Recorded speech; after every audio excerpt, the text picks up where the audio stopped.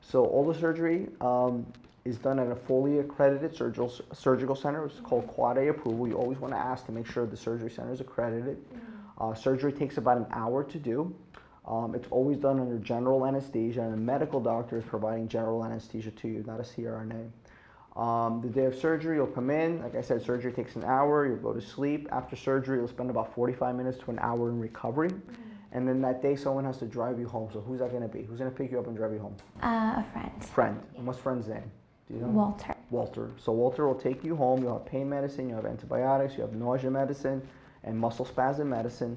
And the first 2 days you'll be pretty sore. So I always advise patients to take a week off of work. Is that cool? Can you take a week off of work? Yeah. Perfect. So first 2 days you're pretty sore. You're just moping around the house. You don't feel like doing much.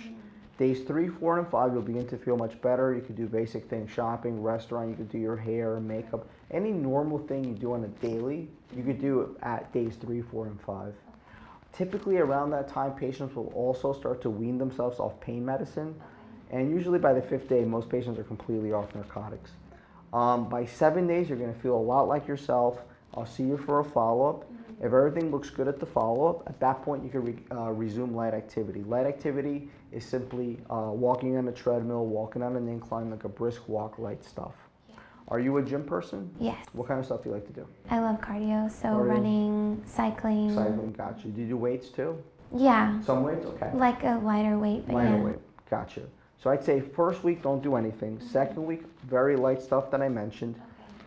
After the second week, you can start doing more of the cycling. I just simply ask that you listen to your body. So if you call me up and say, hey doc, it's been 3 weeks, I want to go cycle or take a jog, I say sure, but make sure that you start out slow, modify the intensity, whatever you're used to doing now. Like if you're used to jogging 3 miles, just start with 1.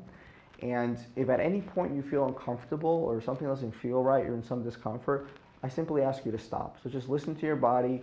I don't want you to push yourself to the point where it hurts.